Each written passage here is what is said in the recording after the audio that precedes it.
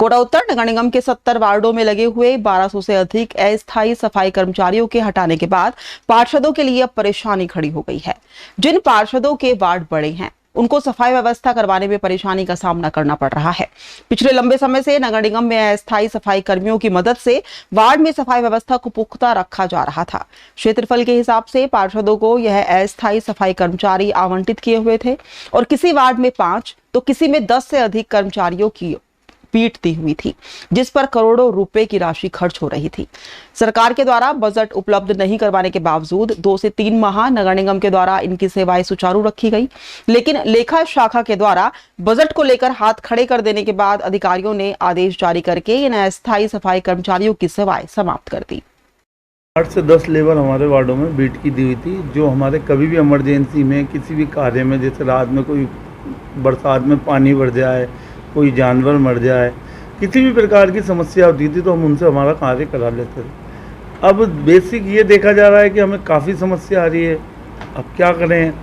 अब जो नगर निगम है उसको सरकार के द्वारा ही चुंगी भरण और भी टैक्सेस के रूप में पैसा दिया जाता था, जिससे हमारे बीट कर्मचारी और सफाइयों की व्यवस्था हम करते थे।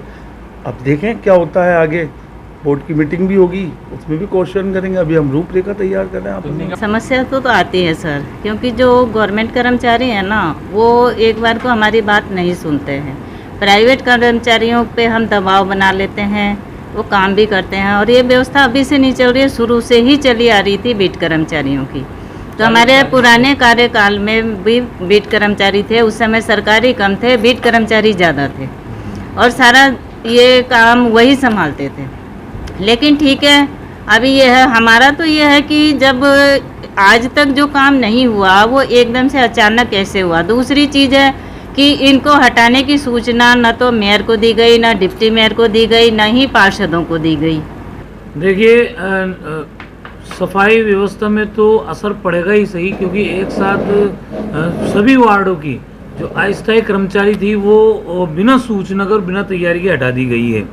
और वजह बताइए कि सरकार ने ऊपर से जो है बंद इसको कर दिया है और सरकार ने आदेश दिए हैं कि अगर आप लगाते हो तो खुद जो निगम का जो अधिकारी है वो जिम्मेदार होगा।